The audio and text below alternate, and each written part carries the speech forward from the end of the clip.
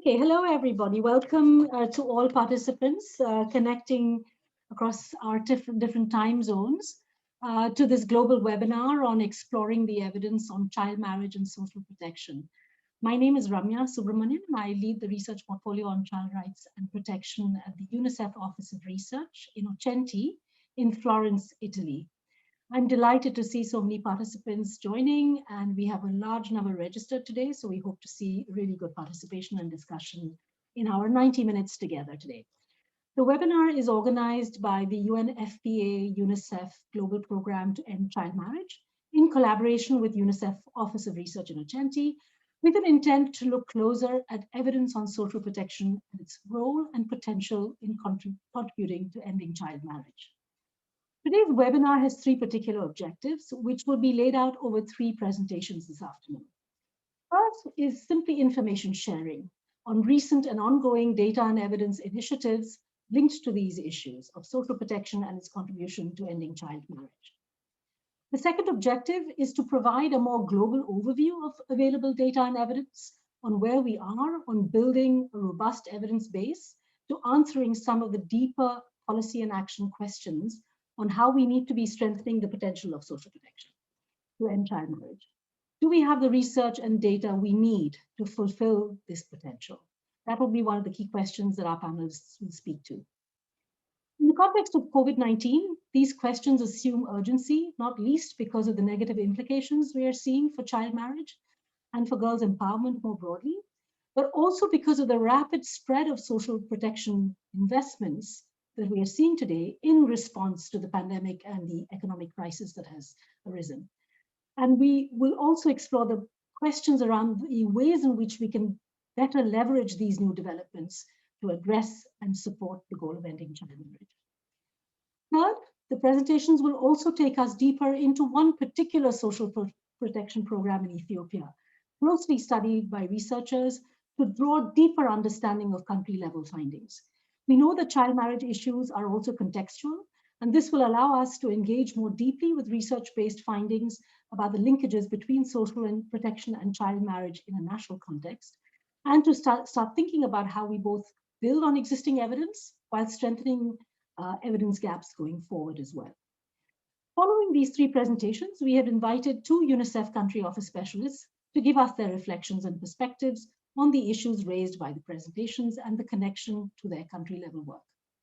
Finally, the webinar is part of knowledge-sharing activities led by the Global Programme to enhance evidence-informed programming and policy-making to end child marriage.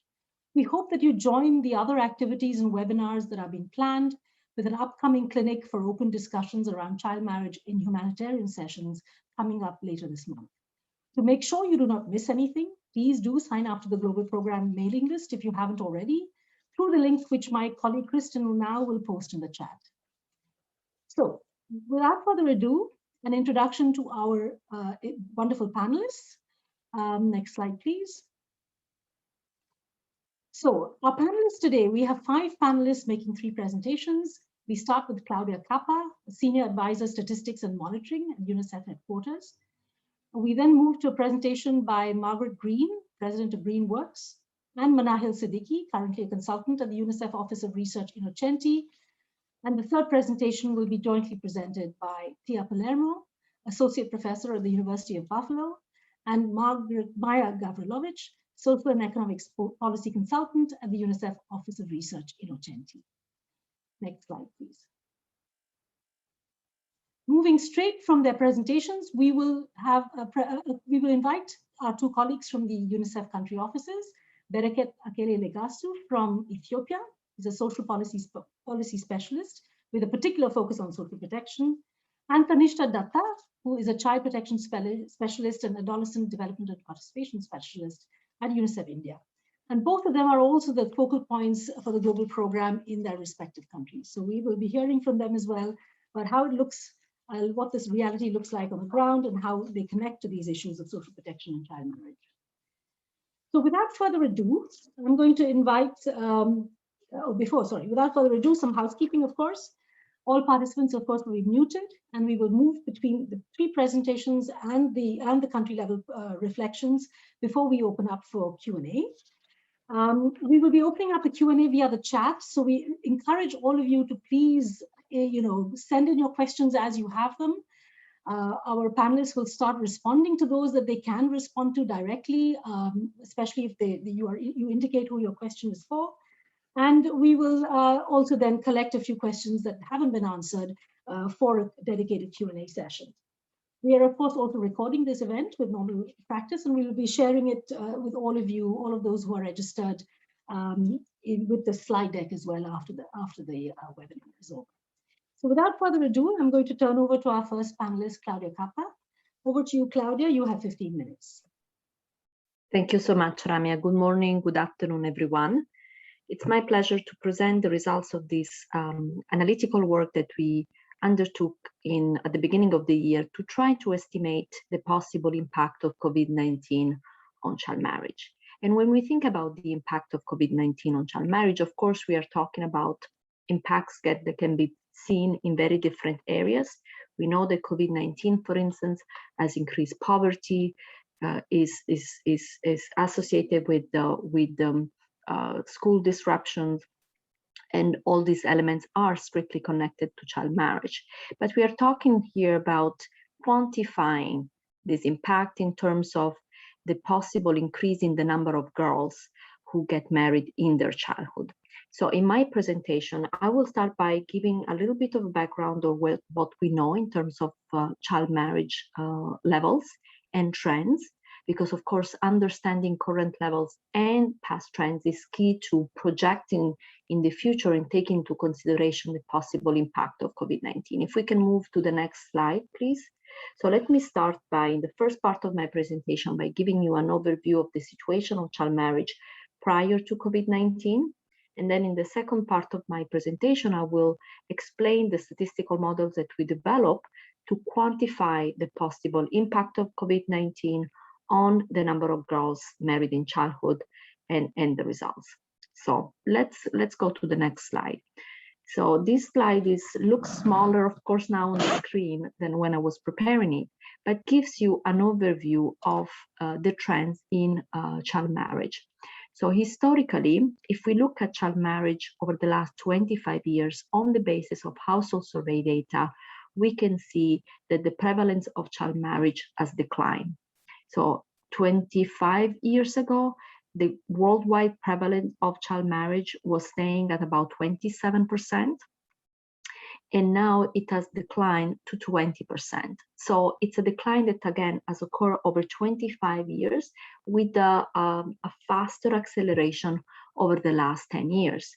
But what this slide also shows you is that if we look at these trends by regions, we see a very different picture, because most of the changes and the progress that has been seen in reducing the occurrence and the prevalence of child marriage has happened in South Asia. If you see South Asia, it's all the way to the left hand. Looking at 25 years ago, at the time, the prevalence of child marriage was about 60%, and now it stands at around 30%. So within the context of, let's say, 25 years, the prevalence of child marriage in South Asia has been cut by half. On the other hand, you have regions like Latin America and the Caribbean, where the prevalence of child marriage has not changed much over the last 25 years, and it remains around 26-25%, so no significant changes over almost 3 decades. Now, going to the next slide and trying to understand what does this imply? What are the consequences of this decline? Well, the consequences are pretty significant, because as a result of this progress, 25 million child marriages have been averted over the last 10 years.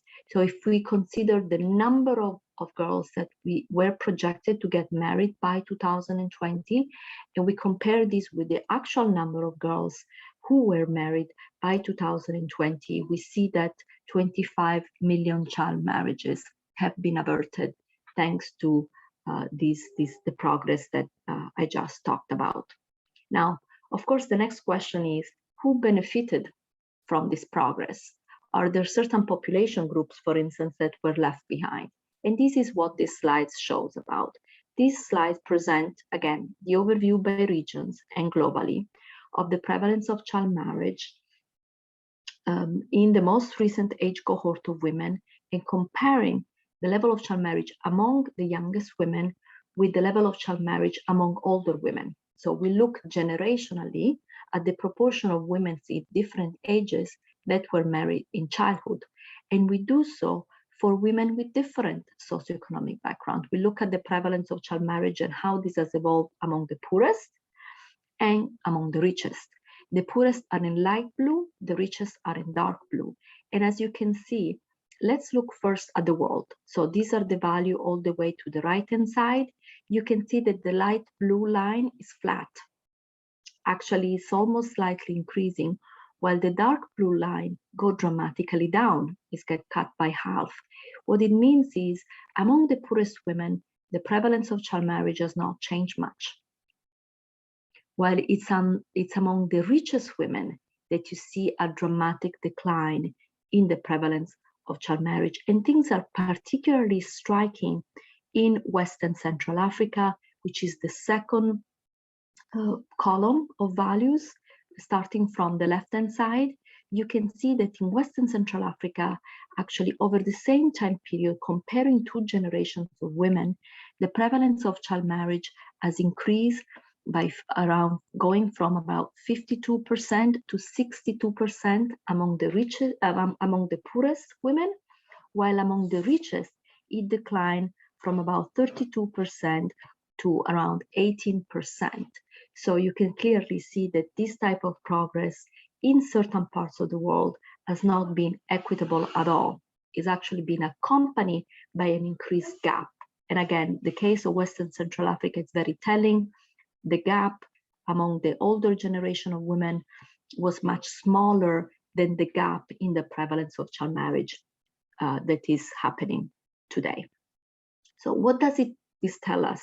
Well, of course, continues to reinforce the point that there is a strong association between child marriage and coming from a background of low socioeconomic status. And over time, as we make progress in lifting some girls out of child marriage, we still have to consider that those who are the most vulnerable, the poorest, tend to be left behind. So let's go now into the next slide.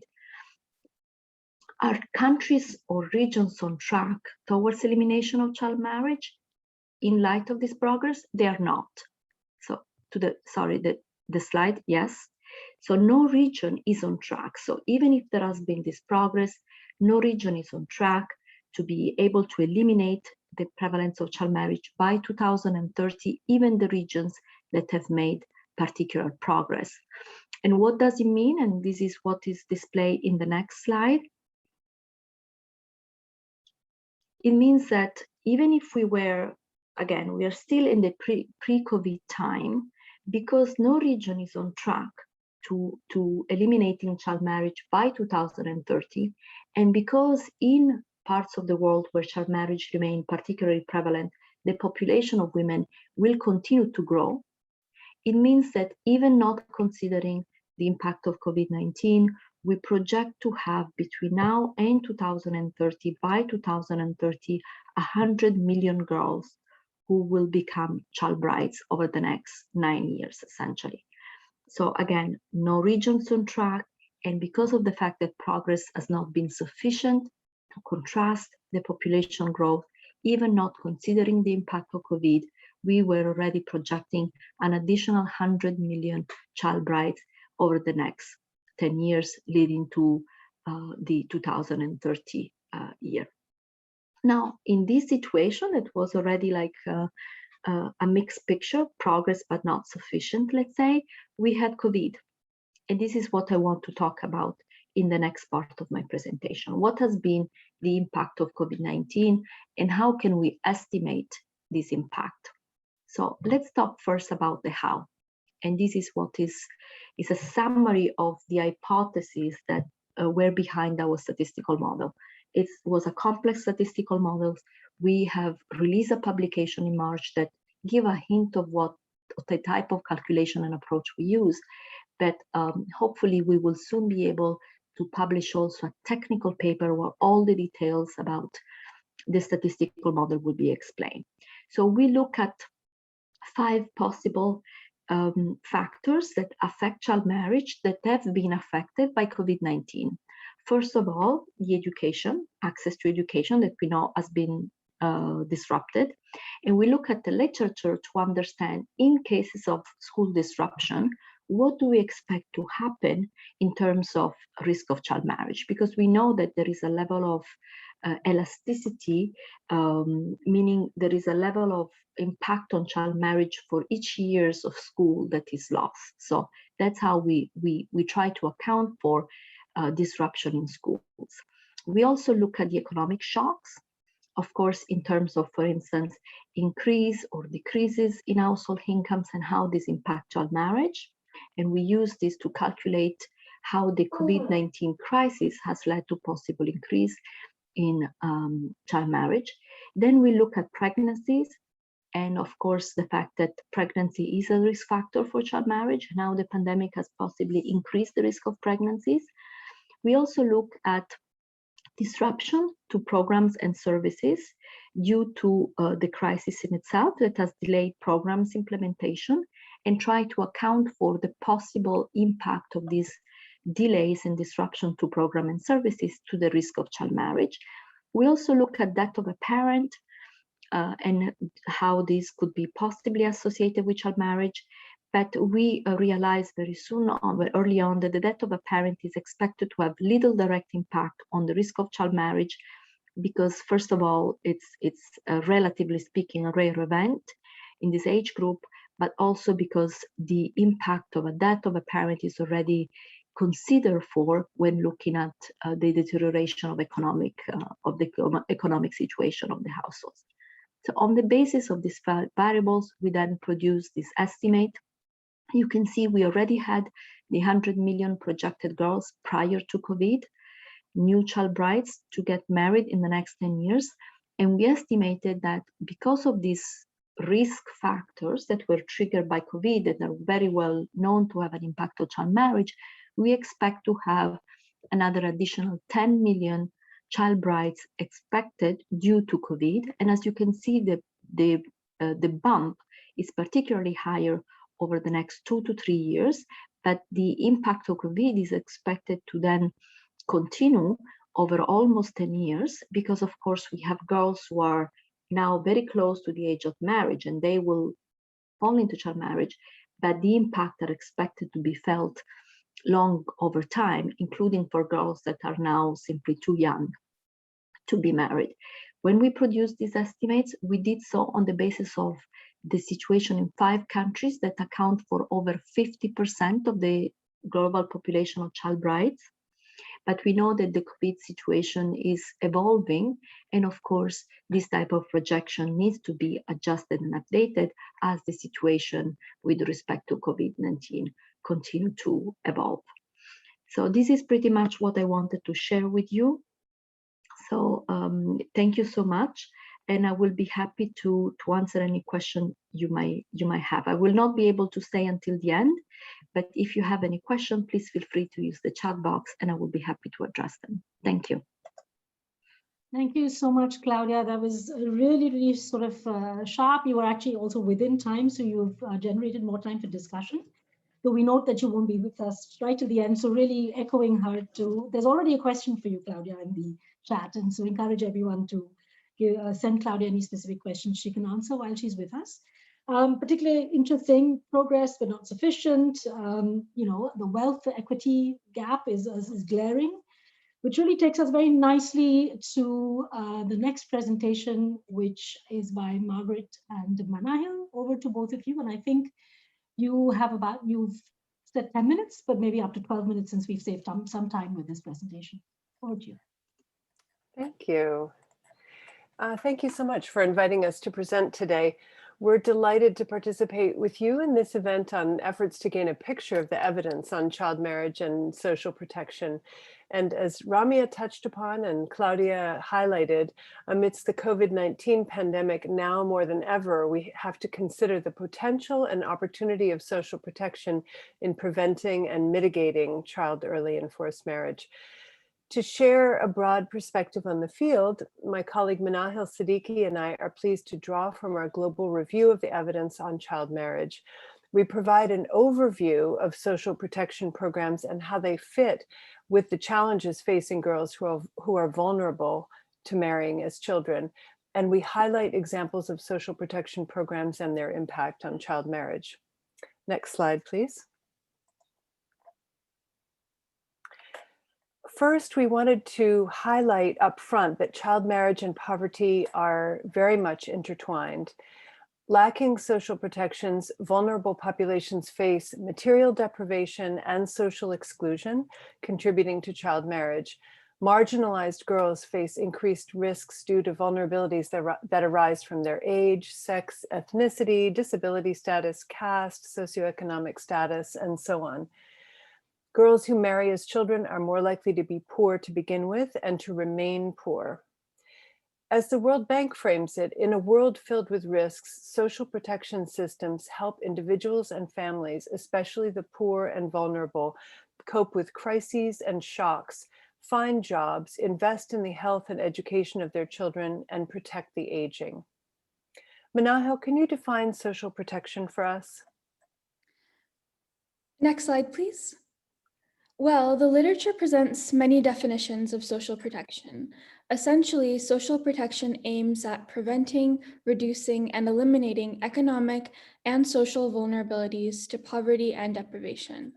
Social protection, which is part of the SDG development agenda itself, SDG Target 1.3, has been shown to be a powerful instrument to address important development objectives such as reducing household poverty, increasing food security, and improving schooling outcomes. Next slide, please.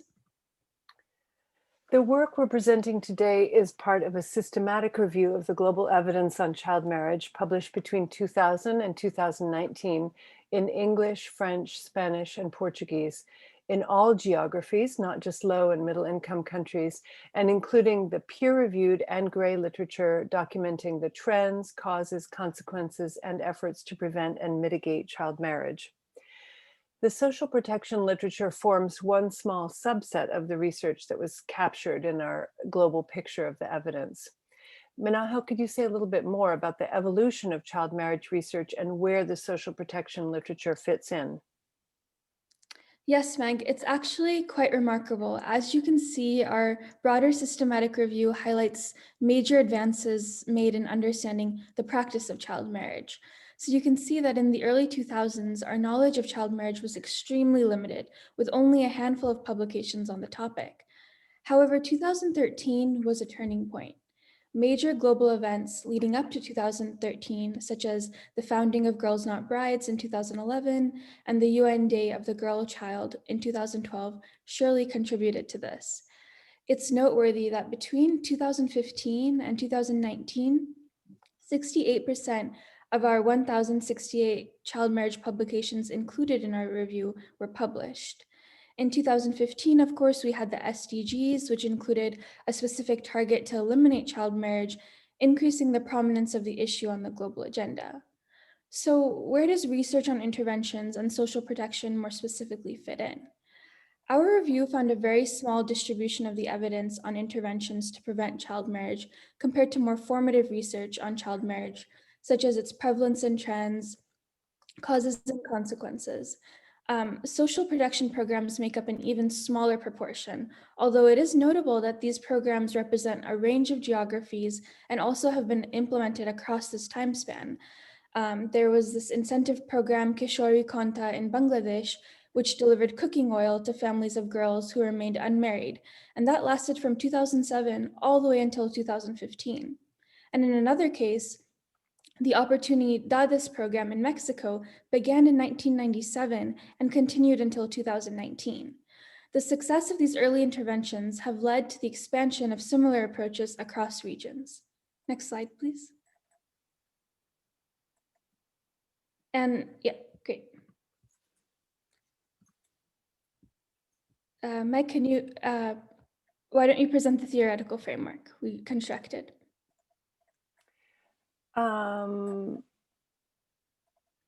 Okay. So social protection programs don't exist in a vacuum. They need to respond to socioeconomic conditions and the normative context. We know that social factors and individual factors play a role in any intervention's effect on the outcome of child marriage. And we sought to build a conceptual framework composed of various pathways. When a conditional cash transfer or unconditional cash transfer program is introduced, it's possible to intervene across these pathways hypothesized in the central box in our conceptual framework. So via economic security, which includes food security and protection from harmful coping strategies such as risky sex, via improvements in education that influence attainment and learning through increased enrollment, attendance, completion, and quality, via increased household productivity, decreased need for child labor and supports for women in the labor force, via improved mental health with the host of impacts that greater aspiration and hopefulness can have on a person's life, via increased agency and autonomy, and via improvements in health, nutrition, and reduced violence. So many different pathways. These pathways have been tested around the world in diverse programs with varying results. Next slide, please. Although the literature on child marriage and social protection is somewhat limited, there's a great depth of knowledge on social protection programs and relevant child health and empowerment outcomes that's useful for our field to draw from. Whether it has been improved child nutrition in South Africa, reduced likelihood of first pregnancy in Kenya, and more recently, improved indicators of children's subjective well-being and school attendance for Syrian children in Lebanon, there is strong evidence that cash transfer programs can be impactful. On the other hand, if we ask, does social protection empower women? The evidence is actually pretty mixed. Evidence from Brazil showed that cash transfer programs did increase women's decision-making power and control over income. In contrast, other studies revealed that in some circumstances, transfers can actually increase controlling behavior by male partners. So here on this slide, we present a cursory review of the evidence. The programs reported here cover a total of 12 countries and 17 social protection programs and are presented by their impact on child marriage specifically. The intervention studies ranged in size from coverage around 1,200 households from the Zomba cash transfer in Malawi to several million, as was in the Oportunidades program in Mexico. All of the studies included women and girls in their sample with age ranges from 13 and 26. When it comes to regional gaps, our knowledge of social protection programs to prevent child marriage is more limited in the East Asian and Pacific context, as well as the Middle East and North Africa. Our colleagues Tia and Maya will present on interventions in Africa, but Meg, can you share with us an example from the Latin America and Caribbean region? Yes, I thought I'd say a little bit about the Oportunidades program in Mexico, which was a conditional cash transfer that began in 1997. It was initially established with the idea of breaking the intergenerational cycle of poverty, and it grew to include 25 million of Mexico's poorest people. The program was altered in 2002 to target adolescents. And as described in the evaluation by Gulemitova Swan, conditional on regularly attending high school and on having mandatory health checkups and educational health sessions, adolescents could then become eligible for monetary stipends. The health talks related to sexual and reproductive health, family violence, and the prevention of addictions. And so you have the conditional cash transfer piece and the provision of sexual and reproductive health education and services. And although the evaluation of the program concluded that it successfully reduced child marriage, it's not clear whether one or both components were key to this reduction.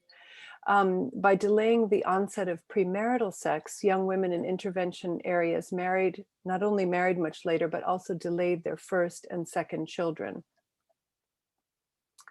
Manahil, could you round us up here with the key takeaways from evidence on child marriage and social protection? Sure. So you see the takeaways on our on the slide, and it's clear that to tap into the potential of social protection as an effective strategy to prevent child marriage, more needs to be done. So first, global knowledge sharing on child marriage and social protection is key, and we need to know more about other kinds of social protection programs beyond cash transfers. Secondly, we can't be parochial. Even though context matters, interventions need to draw on evidence from other regions on what has worked and what has not, while continuing to test innovative approaches and evaluation techniques. There is so much potential to build on what is known while anchoring programs to their specific context. And finally, whatever we learn about social protection programs, we need to keep girls' holistic development and well-being in mind. Delaying child marriage through social protection is only one branch of a larger tree.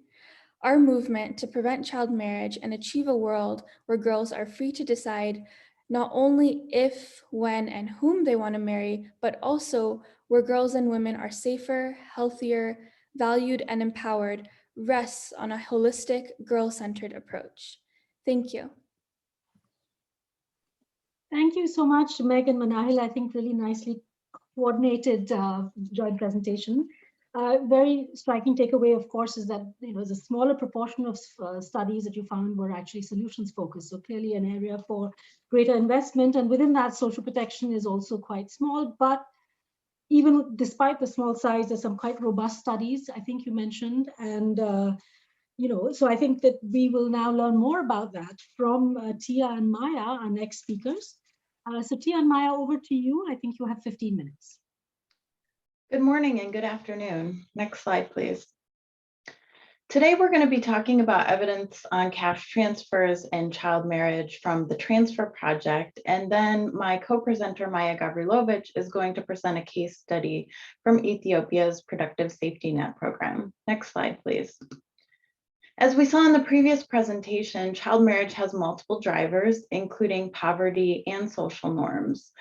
Because poverty is such an important driver, there's been increasing attention to the role that social protection might play in reducing child marriage. This question has been examined in the Transfer Project evaluations, and the Transfer Project is a community of research, donor, and implementing partners focused on generating evidence on the impacts of social cash transfers and facilitating facilitating uptake of that evidence. Our motivation for focusing on cash transfers is that income poverty has highly damaging impacts on human development, and cash empowers people living in poverty to make their own decisions on how to best improve their lives. By addressing poverty, cash may have positive impacts on secondary outcomes like child marriage. Next slide, please. Social protection programs rarely include objectives around child marriage reduction, but we've seen from a broader evidence base that cash transfers can often have protective impacts beyond their primary objectives. In reviewing the evidence of cash transfer programs across Africa, the most evidence comes from Eastern and Southern Africa. Two programs there found that cash transfers delayed marriage. One was a government cash transfer in Ethiopia, and the other was a non-governmental program implemented by researchers in Malawi, the Zomba study. There were also protective impacts from government cash transfer programs in Malawi and Zimbabwe. However, these findings were more mixed. For example, in Malawi, protective impacts were found 12 months after the cash transfer started, but disappeared after 24 months. In Zimbabwe, while there were protective impacts both at 12 and 48 months, the sustained impacts were only found when examining adolescents and youth combined between the ages of 15 and 24 years. Impacts were not significant when we zoom in on those between the ages of 13 and 19 years, the N line. Government cash transfers in Ghana, Tanzania, and Zambia did not find any protective impacts on child marriage, nor did a Cash Plus program in Tanzania. In good news, none of the cash transfers in this region were found to increase child marriage. What is important to note is that of the 4 programs that found delays in marriage, None were conditional on schooling or marriage. Next slide, please. In interpreting these findings, next slide, please. There are some important things to consider. First, social protection programs rarely have child marriage as a main objective, so a failure to achieve progress on this outcome is not a failure of the programs. Second, non-governmental programs such as the Zomba study in Malawi are not the same as government programs operating at scale. They differ in sustainability, resources, intensity of inputs, and scale. Thus, comparing governmental to non-governmental programs is not always meaningful. Third, design features of social protection programs also matter. We can expect different impacts, including on child marriage, based on differences in design features, such as the amount of the transfer, frequency and predictability, targeting, including who is in the households that are eligible, and program objectives. In the evidence summarized on the previous slide, many of those studies did not differentiate adolescents from youth. Moreover, they tend to examine impacts among the youth who remain in cash transfer households over the period of the evaluation. Thus, they miss the opportunity to measure impacts against those who may have out-migrated from marriage. This is a limitation which may underestimate the protective impacts of cash on child marriage.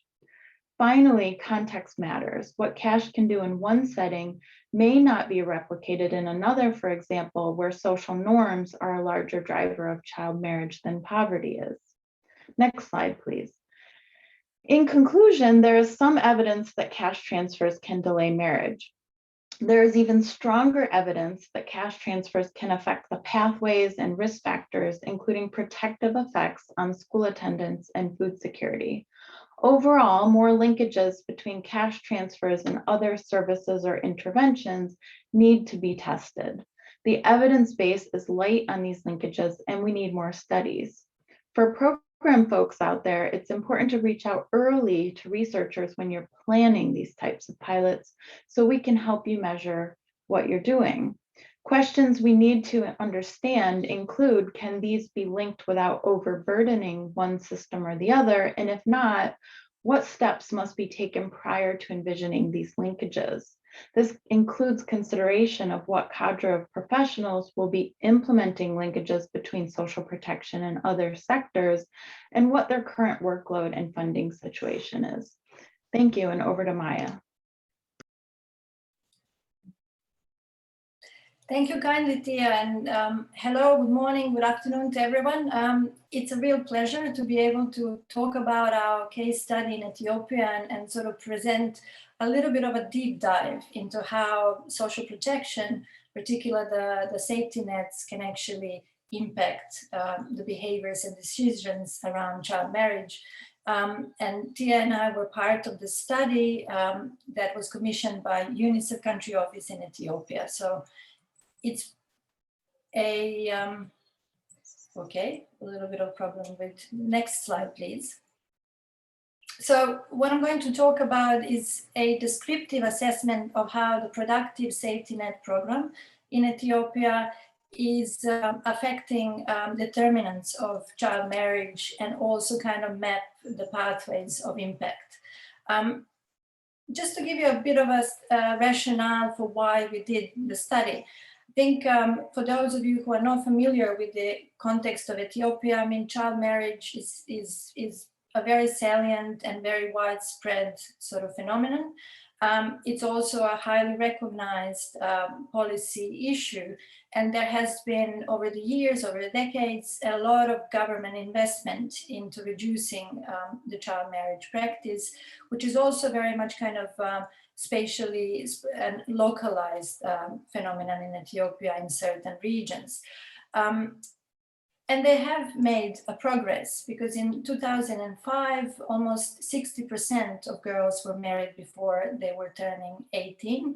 But by 2015, 4 in 10 girls were married before 18. So there has been a progress, but not an encouraging one. And I think there is still a sort of good policy recognition that more needs to be done, that more investments and efforts are needed to kind of accelerate the child marriage prevention programming to eliminate the practice by 2025 or 2030. And I think this is where this kind of increasing recognition that social protection can play a role in this part. I think there is a recognition in Ethiopia that PSNP can be leveraged for these kind of producing these kind of results.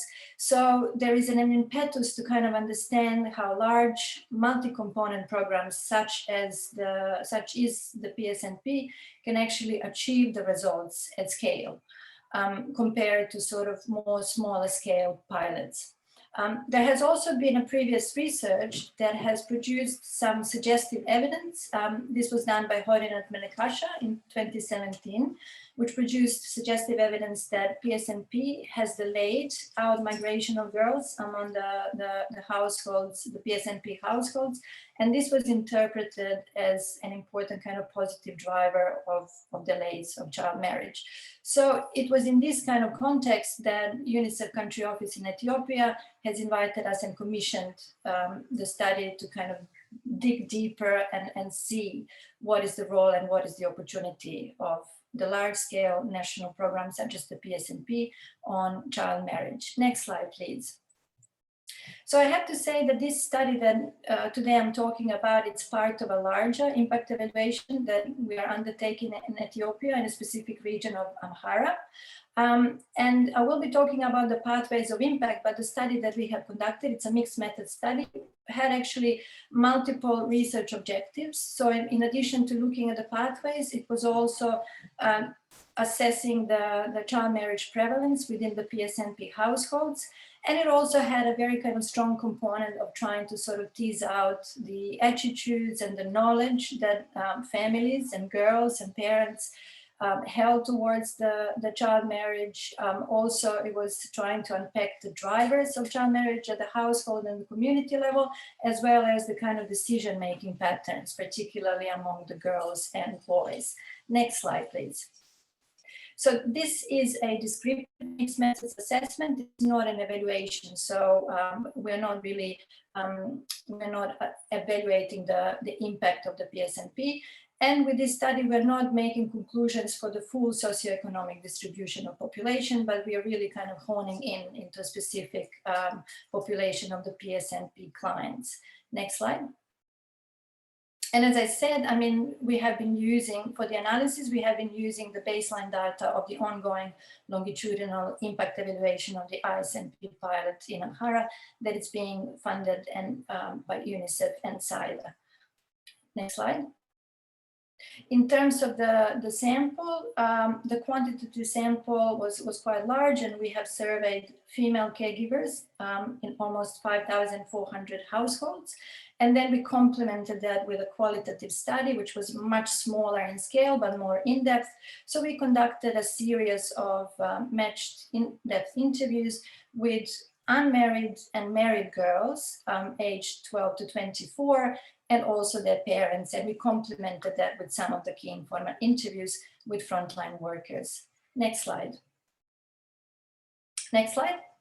So just before I talk about the results, I have to say that the PSNP, the Productive Safety Net Program, has been operational in Ethiopia since 2005.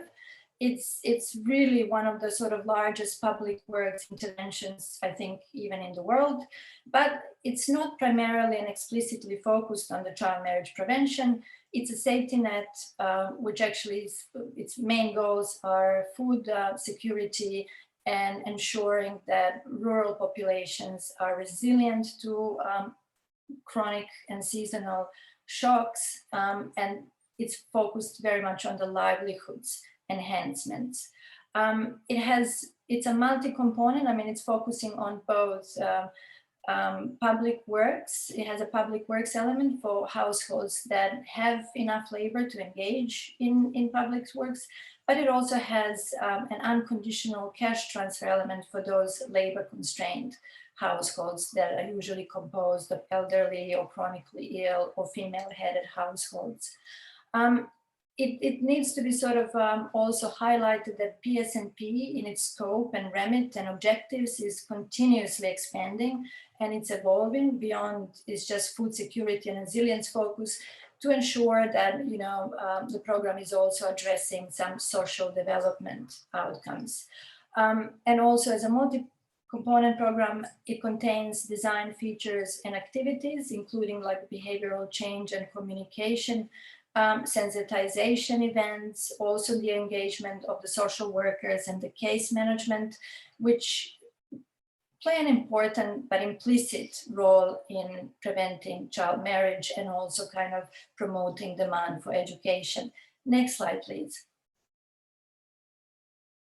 So in order for us to actually assess the pathways, as a first kind of entry point, we have built a conceptual framework. Now, because of the time, I don't really have the time to actually go through in details. Yes, we only have about 2 or 3 minutes, Maya. So 2 or 3 minutes. Okay, so we have hypothesized that PSNP can actually affect the behaviors and decisions around child marriage through 3 key pathways.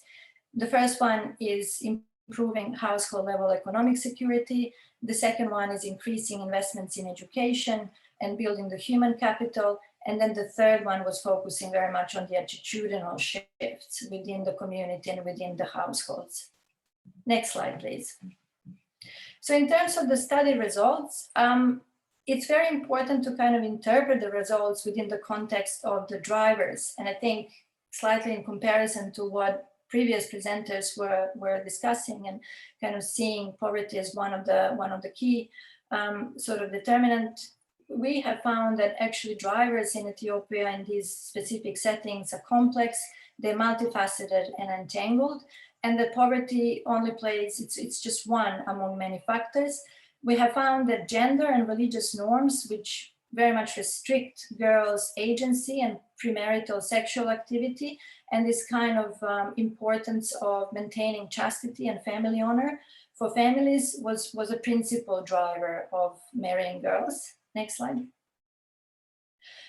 There is also this kind of, it's a social and related to the social context, there is a desire to consolidate or demonstrate wealth through marriage and expand social ties with better off families.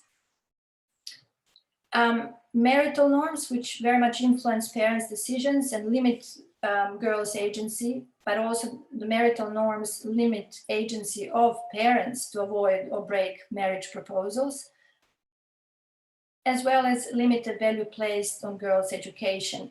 And this is often sort of exacerbated by the dearth of alternative schooling and employment options for girls. Next slide. Next slide. So what did we find in terms of our hypothesis of the pathways? First of all, I mean, context matters. And in terms of the improvements in economic security, I mean, they can have contradictory effects. Payments can certainly reduce financial burdens and pressures to marry girls, which is often seen as a coping strategy, and strengthen demand for education, as well as enable girls access to school. However, at the same time, I mean, additional income may increase households' ability to cover costs of weddings or dowry. And this finding was very sort of relevant for those contexts and those households where marital and social norms actually remain quite strong. Next slide. Next slide. A little bit further. Okay. And this is also interesting. PSNP among the poor households, I mean, the membership and participation in the PSNP can also increase girls' prospects for receiving marriage proposals. And sometimes we also observe that socioeconomic gains through wealth consolidation obtained through marriage may outweigh the benefits of the actual participation in the program. Next slide. Now, in terms of the education, we saw that as a very sort of key pathway of child marriage prevention, and education had multiplier effects. it not only sort of directly precluded girls from getting married, but by being in school, they had access to all these kind of other opportunities that were essential for their personal empowerment. And that included, access to knowledge and information, and that kind of enabled and empowered them to exercise their choices. They also had access to support networks, which are critical. And they also had access to legal mechanisms of actually reporting the child marriage, and that seemed to be quite functional in some of the sites where we did our research, where many girls were actually using those mechanisms to report the threats and risks of marriage. Next slide, please. You can just move to the next actual slide. And then the third pathway also seemed to be quite important, where shifts that were happening at the community level in terms of the attitudes and legal knowledge were kind of seen as contributing to the social norm change. And here we saw the importance of behavioral change and communication mechanisms, which were used to kind of shift beliefs around child marriage, but also shift the beliefs around gender norms and increasing the girl's value and in society and the importance of education. And these kind of effects were quite potent where family members were participating in the events. And also the interaction with social workers through the core responsibilities and the case management were used as an important sort of avenues to share messages around the importance of education for girls, the gender equality, and also the harmful effects of child marriage. Next slide. Next slide. So in terms of conclusions, we do confirm that PSNP has potential to reduce child marriage through multiple pathways, and the complementary programming seems to be effective in addressing interrelated economic and social drivers of child marriage. The policy question here is because the PSNP is not exclusively focused on child marriage, as I said, but has different sort of set of objectives. The question is to what extent, is there a policy commitment to kind of expand its remit and ensure that child marriage prevention is more explicitly kind of integrated in its objectives. Economic strengthening is a precondition for delaying child marriage, but unintended effects that we have discovered must be mitigated through the programming. Education pathway seems to be most prominent avenue to delay marriage by, as I said, directly precluding child marriage, but also facilitating personal empowerment of girls. And then finally, knowledge and attitudes pathway is important complementary strategy, and it can drive, but over the long term, the transformative social norms change. However, the activities and design of these events needs kind of proper attention and proper investments. So I'll just stop here. Thank you so much. And sorry for going a little bit over time. Not at all. Thank you, Maya. And it's always very hard to stop presentations that are really taking us to the findings. And that's always what we're really most interested in. What are we learning directly from the field? So thank you for that. And I think the point you made about it's not poverty alone, but it's gendered poverty, actually, if we put it that way, which is the interplay between the economic factors and the kind of gender dimensions of social norms and the other social cultural factors which perpetuate poverty. So I think that's a theme that's come through right through from the first presentation where we looked at the multiple drivers. So each presentation has generated hypotheses for us to look at and to also kind of research frameworks. So I think it's really been very rich in terms of the complementarity. I also thought your conclusions, about and Tia's as well about social protection programs aren't being set up explicitly to really address gendered poverty per se. So, what is the opportunity, as you say, to take this forward with governments, with people who are in the social protection space to look for that potential, and particularly to look at those complementary interventions that I think we also heard about from Megan Manada's presentation. So thank you very much to all three panelists. And I know you've been busy answering the chat, and that's fantastic. And in order to now to enrich our understanding of these issues better, we're going to turn to colleagues from the country offices. I'm going to turn to Tanishta Datta first. Tanishta, could you turn on your video? Yes. I'm here. Yeah, okay. I don't know. Yes, I well, am I not think you. able to switch on my video, but am I audible? Yes, you are clearly audible, and don't worry if that's if it's a problem. Don't it's fine. And I think Tanisha, really, I mean, you've heard these three presentations. You're sitting in India in the midst of multiple waves of COVID with very damaging consequences, and really very difficult stories coming out of the country. So really, this in the context of the positive strides we heard from Claudia that sort of South Asia was really driving a lot of the global progress.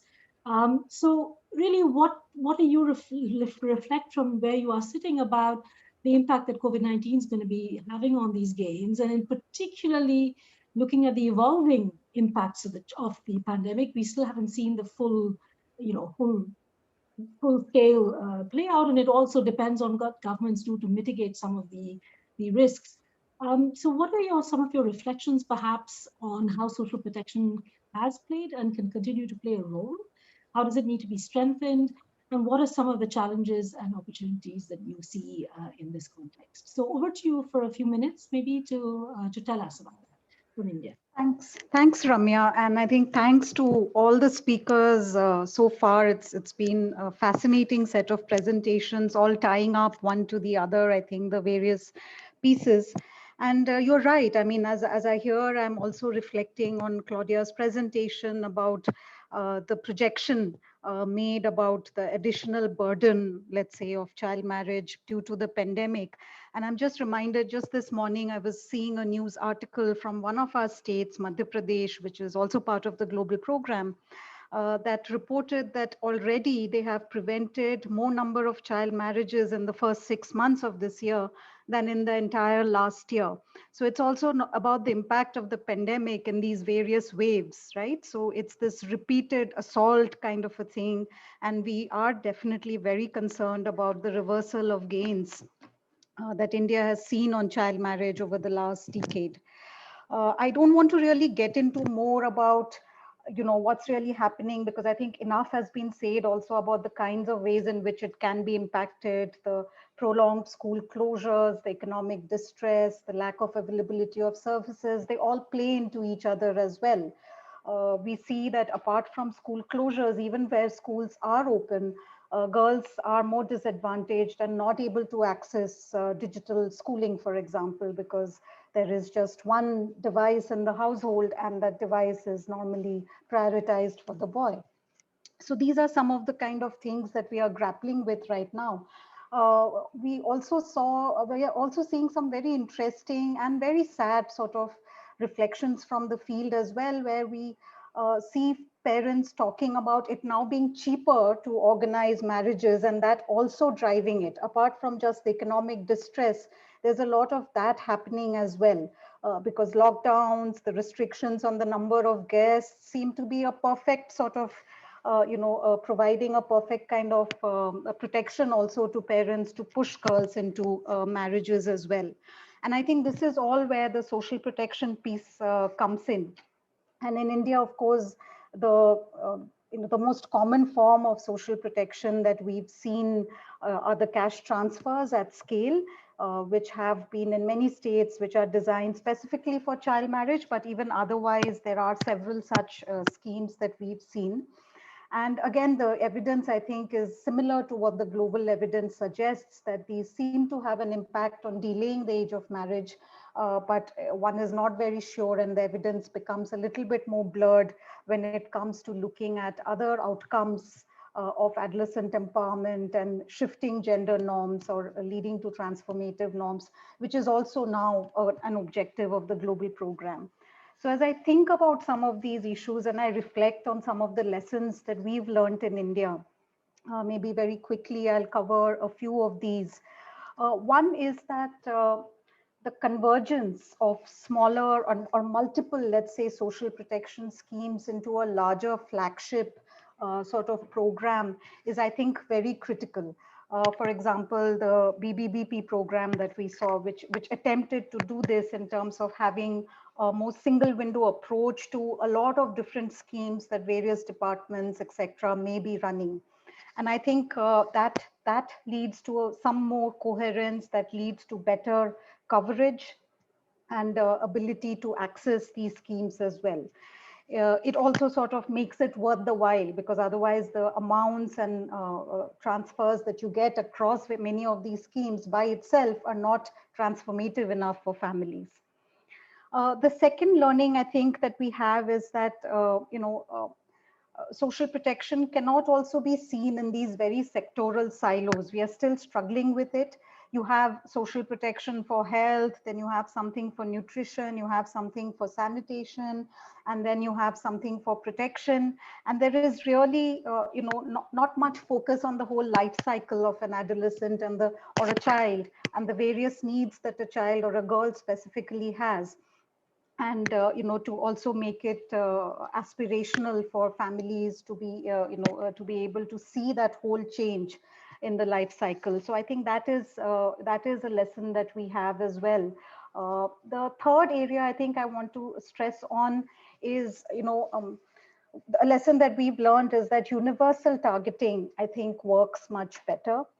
And again, I'm all speaking also from not enough evidence that we have in this field. And I think one of the presentations also highlighted that area. But especially in this post-pandemic world, where we see more and more cohorts maybe being pushed into lower wealth quintiles, and newer cohorts of adolescents, let's say, who are becoming more vulnerable, who were earlier not. I think it's really important for us to think about universal coverage of social protection schemes rather than these very, specific, targeted, and sort of schemes that we've had in many places. And the final, and I think probably the most important one, and the last presentation of Ethiopia, the case study also highlights that, is that the cash component by itself will not be enough.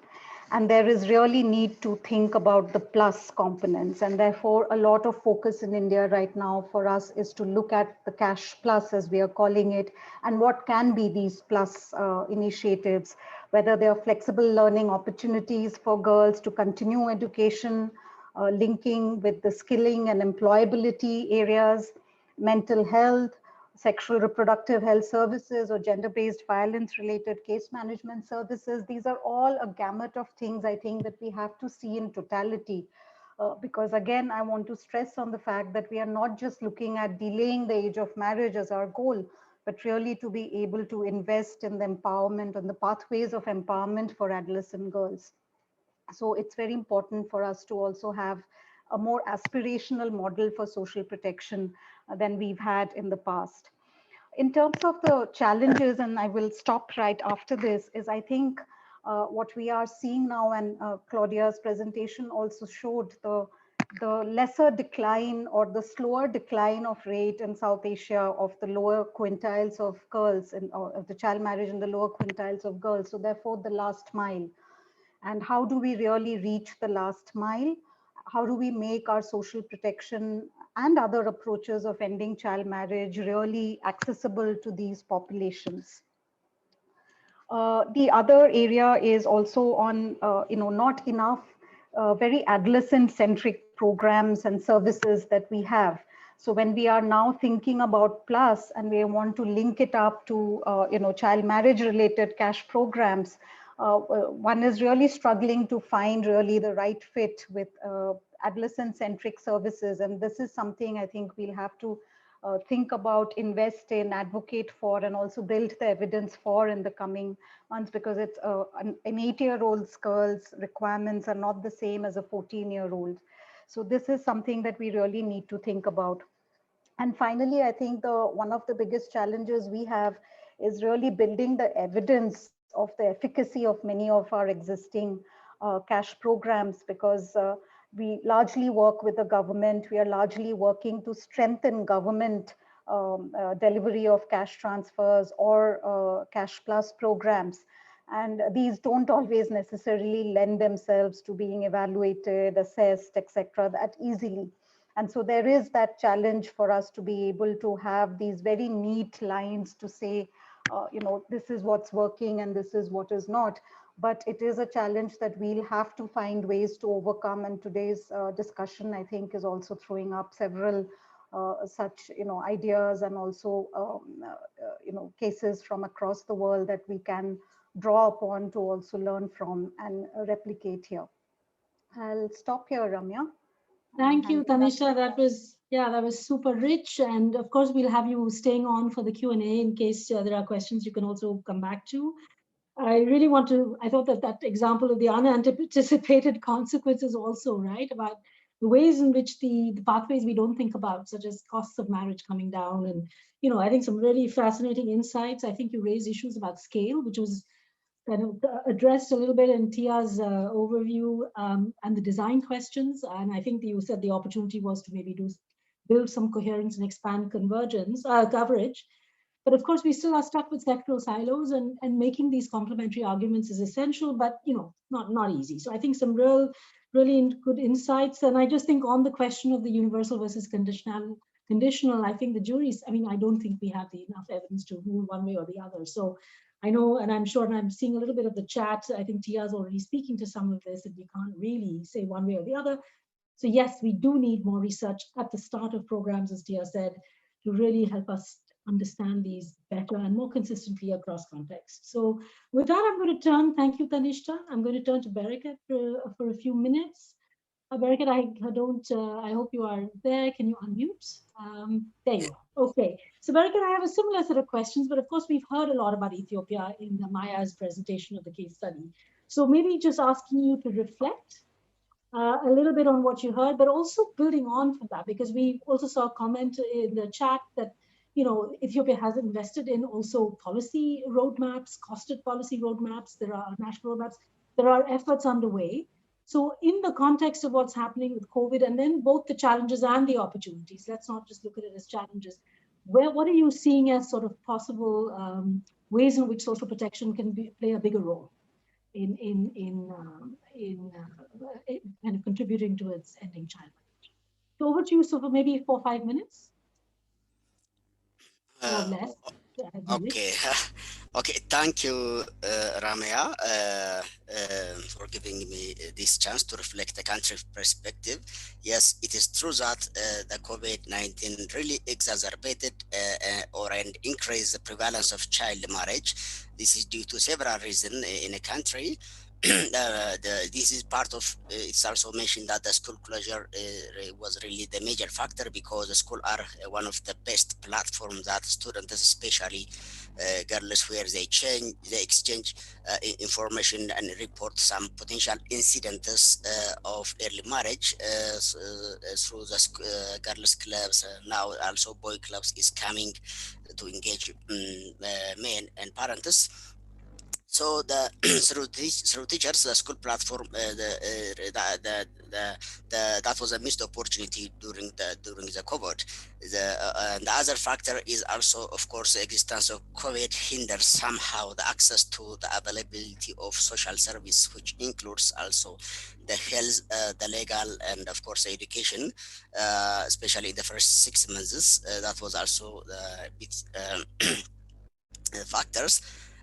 Of course, it mentioned that also the pandemic affects the economy of the most vulnerable and poor, who is usually a recipient of the social cash transfer, especially the women-headed household and those who are engaged in the informal sector. That was also the issue, which of course, yeah, that increase the poverty level, which may also push to engage parents for early marriage. And the other one is also the pandemic increased the gender-based violence. This is both in urban and rural. That also including the rape and some potential pregnancy. In that case, definitely the parents also push the children to engage. So definitely the pandemic significantly increased the reports that come from some districts, even though it's difficult to put in quantify. Definitely it increased much more than the previous prior to the pandemic.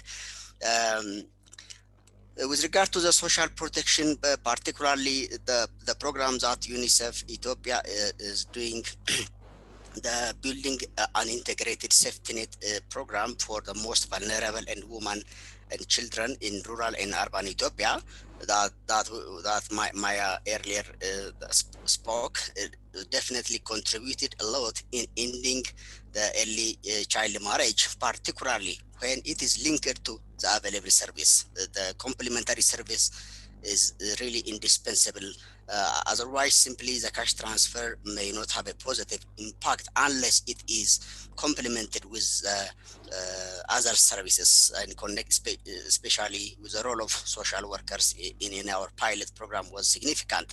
Now the UNICEF pilot informed the biggest social safety net in Africa, which is productive safety net, to have linkage to the available service for the first time in the PSNP 5 that has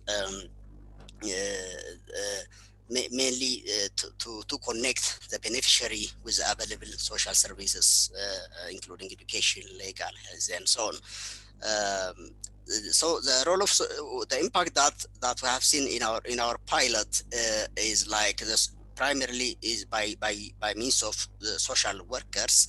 They are working very closely with harmful traditional with the HTTP and school systems, and they also visiting house to house to early detect and support to stop in ending the child marriage. Therefore, the multi-sectoral preparedness, creating and strengthening the accountability mechanisms is really indispensable to tackle the prevalence of child marriage, which was exacerbated by COVID. Of course, there are some challenges still that we are facing in a country. But in general, we can say that in an area where our pilot implemented due to the existence of better social service linkage and social workers, the social protection could have a positive effect than the others. So one of the major challenges and the way forward that I would like to propose is like is good to have to do alongside with the cash transfer to provide a complementary service, which is crucial to end child marriage and advocate and to influence the policy level change, and it's also critical to mainstream the early child marriage issue in the biggest social safety net program, even though it is not, even though the PSNP objective is not this, but it's important to integrate. And this is PSNP will be one of the good platform and good opportunity to promote this ECM agenda, because it's addressing the most vulnerable and poor who's also susceptible for child marriage, as it was said in the previous presenters. As Maya clearly said, yes, it's very true that poverty is one of the factor, but more the social, cultural, and norm and the society and the religious issue is also one of the key drivers for child marriage. We have seen in the field that there are some better off the families really pushing their children to marry. So it needs to continue a lot to promote to change the society by integrating the social behavioral change and communication strategy, which is already one of the component of safety net. So integrating the child marriage issue in the existing SCPCC that is given due emphasis by the social protection or productive safety net program. That will be also a very, very good opportunity. Now, especially in the PSNP 5, where the new component for the first time integrated with the support of UNICEF, with linkage to the available social service component, that's also a very good opportunity to tackle because Maya earlier presented how this complementary intervention is very critical to this. Can I just request you maybe to take Barakat, I come back to you also when we're doing the Q&A, because there's some really interesting questions from the audience that we want to bring in. So if you don't mind, Yes. if I ask you, yes, because you've made some great points. I know it's already fueling more discussion in the Q&A around, you've talked about the institutional factors and the importance of connections to social services, and confirming this issue around complementarity, norms, and cultural change. So I think all of these are issues that our colleagues have raised in the presentations, but you've really also endorsed them from the perspective of what you see on the ground. So thank you for that. I'm going to just put forward, can I ask all the participants and the other speakers, those who can, turn on your videos, the panelists and the speakers. So, Meg, Tia, Manahil, yeah, maybe people can see you. I'm just going to, I've been sent, checking the chat with the help of Nankali and Kristen, and I think there are two that I think there was a lot of discussion already, very rich. And I hope that will be saved, the chat will be saved and circulated with the slide deck, because there was a lot of resources, a lot of information, and great stuff going on. But there was one broader question, and given that, Barakat, you took us to the issue of, and Tanisha as well, about this more holistic vision that we need to see, and that came up in all the presentations. But how are we going to integrate these broader visions around girls and women's lives into these programs, UCT, CCT? What needs to happen to make these really deliver change at the level of gender transformative, potential? And I think another question that was raised in the chat linked to this was that very often cash transfer programs particularly end up reinforcing stereotypes, gender stereotypes. And I think that's a kind of an interesting conundrum, right? Because when the conditionalities exist, they're often placed on women. They often increase the time women have to spend on managing the conditionalities, particularly around children. So just some reflections, and I don't know, I'm looking at the group. I don't know, maybe I go to you. We have two questions, so I'll just look for very quick interventions, but maybe Tia, you, and then maybe Tanishta, just to balance a kind of a global and a national perspective. Tia, would you like to come in on that? Yeah, I think I'll pass it over to Maya to take the question about how to make them more gender responsive. And I'll just say that, those critiques about reinforcing gender stereotypes, if you remove the conditions, then that argument is no longer valid. So at UNICEF, really unconditional cash transfers where possible are promoted. So I think Maya has some good thoughts on that. But Maya, very quickly, because we have about 8 minutes more and I have another question for panelists. So okay, so it's $1 million question, how to make them gender responsive. The good thing is that I think we're now moving away at a global and also regional levels from sort of gender sensitive social protection, where social protection interventions were focusing more on the practical needs and vulnerabilities of women. And this is, I think, where all the debate about conditionalities sort of, and the criticism comes from. But I think with a building of evidence, and I think huge advocacy championing happening to kind of raise the awareness about how, gender is, poverty is gendered, but also how social protection has an important role to play in addressing gender equality. I think with that advocacy, now there is a momentum into shifting towards kind of recognition that, programming and policy does need to take into account these issues. So I think we are at the positive cusp, and I think now there is a lot of effort into ensuring, okay, what does that mean at the policy level, and then how do we actually translate that into the programming? And this is where it gets, of course, more complex.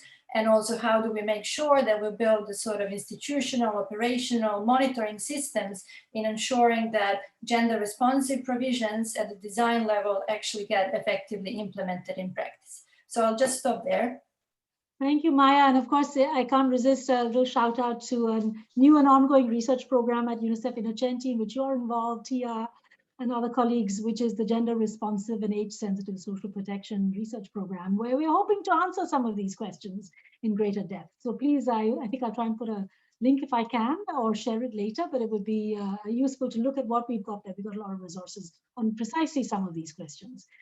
Thank you. And I have just one more. I know, Tanishta, I'll come back to you at the end maybe, but there's a second question which I want to put forward, which is there any evidence, and here I might turn to both Tia and Meg, is there any evidence on the differing impact of CCTs based on the type of conditionality, like positive conditionalities like accessing education, nutrition, versus negative conditionality. We pay you if you don't marry, if you do that kind of thing. If it's linked to sort of those conditionalities around preventing certain kinds of behavior rather than enabling others. So I don't know. I think that's quite intriguing, Tia, and first, and then maybe Meg. So that's a really good question. Most of the transfers that are conditional on schooling. There aren't a lot of these negative type transfers. There's a couple of examples. One, for example, in India, which had some mixed findings.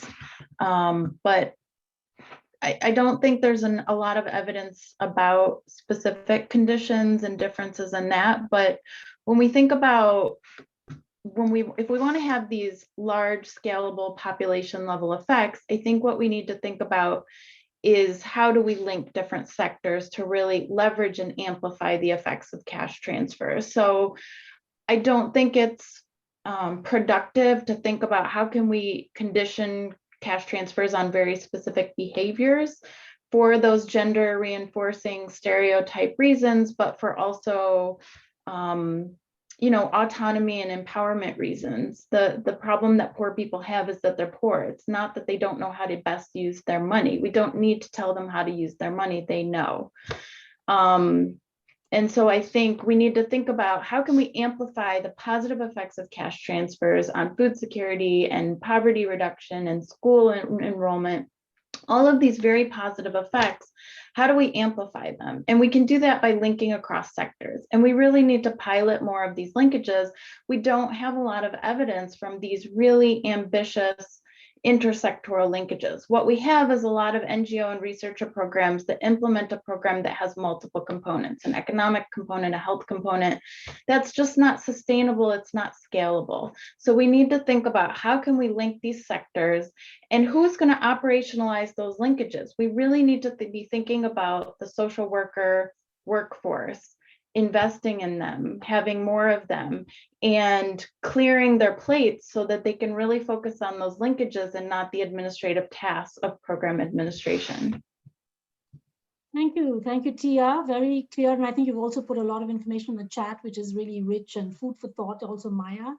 Meg, I'm going to just ask you if you want to add anything to what Tia said from what you've seen from the evidence review. Just a very brief kind of, I don't know, the philosophical, umbrella for, I think, what we're talking about, for programs to be more gender responsive. They've really got to retain a bigger perspective so that the outcome of interest is not only the specific sectoral piece, but has to do with some vision of girls and women's empowerment, choices, life, et cetera. And that's why everything that Tia said about linking across sectors and so on is so important.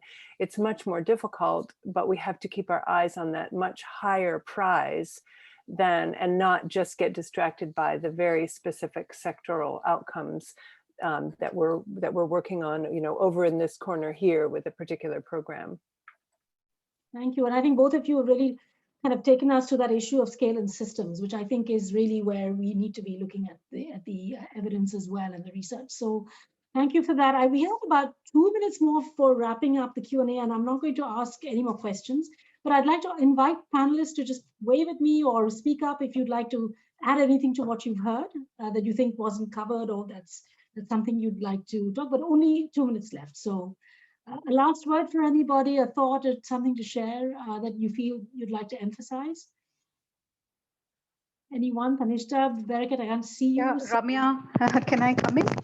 Yes, please do. Yeah, I think on the gender responsive one, it's a very interesting question. And I'm thinking also about the Indian context where a lot of our cash transfer programs for ending child marriage are also given such protectionist and paternalistic names, whether it's Kanya Shri and Beti Bachao. So that in itself is so anti, a larger objective or vision looking at, gender responsiveness. You might want to explain what those mean to our non-Indian audience. Well, these are all names which are very, they really talk about the girl child needing protection, or the girl child being this delicate person that really needs to be saved, or, those kinds of names, right? Meanings that have those kind of connotations.